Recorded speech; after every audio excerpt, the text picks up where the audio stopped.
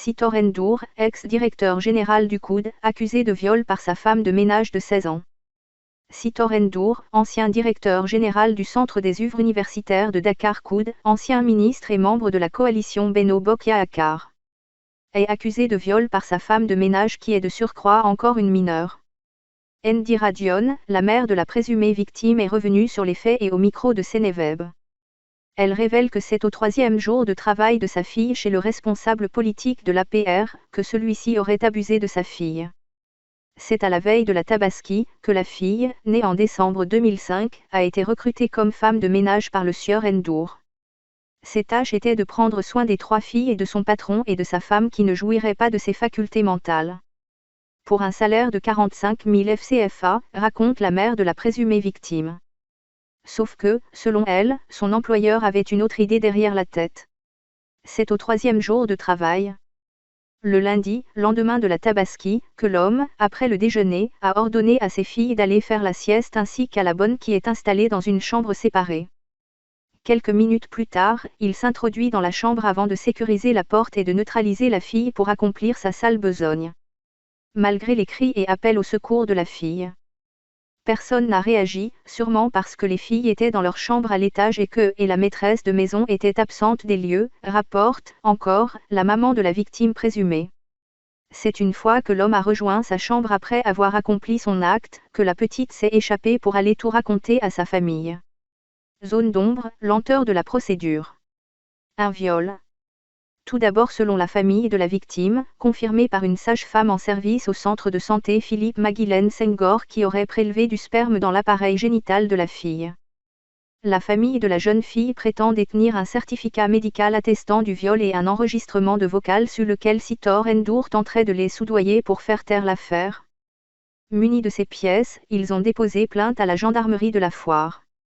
A signalé que la sage-femme qui avait attesté le viol après prélèvement de sperme a changé de version. Un deuxième test a alors été fait à l'hôpital Idrissa Pouye, ex-CTO.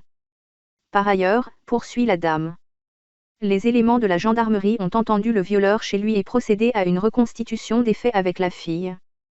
Lors de cette étape, une tache a attiré l'attention des enquêteurs qui ont fini par confisquer le drap sur lequel cette tache a été retrouvée. Ils ont ensuite saisi les vêtements portés par l'homme lors de sa forfaiture, pour des analyses. Toutefois, ce que déplorent les parents de la petite, c'est la lenteur du dossier qui, selon chef d'IA de la gendarmerie de la Foire, aurait été transmis au procureur de la République. Sitor Ndour a nié les faits.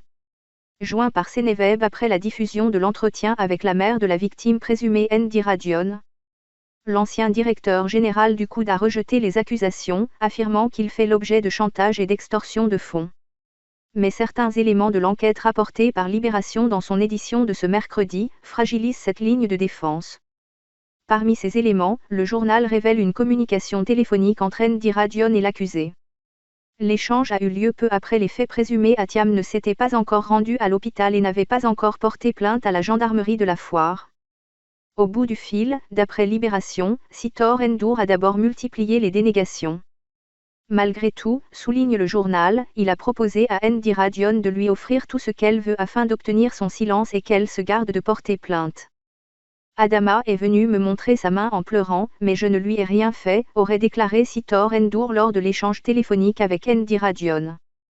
Que vous ayez raison ou pas, je serai déshonoré si vous portez plainte.